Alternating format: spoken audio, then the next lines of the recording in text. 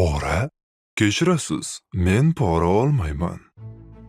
Korrupsiya bu nima va u bilan qanday kurashish kerak?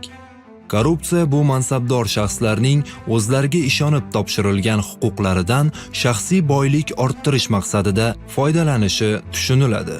Shuningdek, poraxo'rlik, mansabni suiiste'mol qilish va boshqa noqonuniy harakatlarni ham o'z ichiga oladi. Korrupsiyaning bir necha turlari mavjud.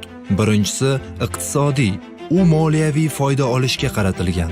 Bu turga poraxo'rlik va noqonuniy yo'l bilan daromad qilish kiradi. Ikkinchisi siyosiy, firibgarlik asosida saylovchilarga pora berish, siyosiy partiyalarni noqonuniy moliyalashtirish va saylovlarga noqonuniy aralashuv yo'li bilan mansab vakolatini olishga qaratilgan. Bu holatda asosiy maqsad shaxsiy yoki siyosiy manfaatni qo'lga kiritishdir. Uchinchisi kriminalistik. Ushbu tur jinoiy xatti-harakatlarga asoslangan. U ko'pincha mansabdor shaxsning jinoiy sxemada ishtirok etishi bilan bog'liq. To'rtinchisi tizimli. Agar jinoiy harakatlar doimiy ravishda takrorlansa, korrupsiya hodisasi bir sistema kabi, ya'ni tizimli ko'rinishga keladi. Bu o'z navbatida mamlakatdagi siyosiy jarayonlar, davlat idoralari ustidan nazorat zaiflashganidan dalolat beradi. Beshinchisi mayda korrupsiya.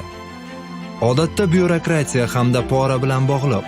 Shuning uchun ham mayda yoki byurokratik korrupsiya deb ataladi. Oltinchisi katta korrupsiya. Bu juda katta pul va yirik o'yinchilar bilan bog'liq bo'lgan korrupsiyaning eng halokatli turi. U barcha operatsiyalarni o'z ichiga oladi. Buning natijasida davlat aktivlari noqonuniy ravishda xususiy bo'lib qoladi. Ko'pincha mamlakat uchun jiddiy qarorlar bog'liq bo'lgan siyosatchilar korrupsiya mojarosining ishtirokchisiga aylanadi.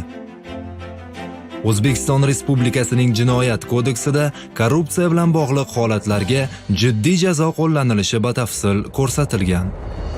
Korrupsiyani qanday yengish mumkin?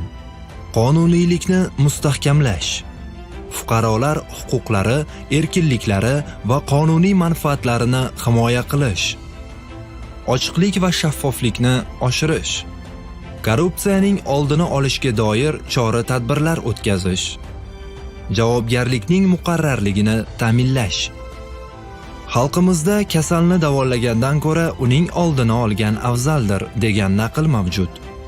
Jamiyatimizdagi har qanday jarayonga befarq bo'lmaslik barchamizning ustuvor vazifalarimizdan biridir.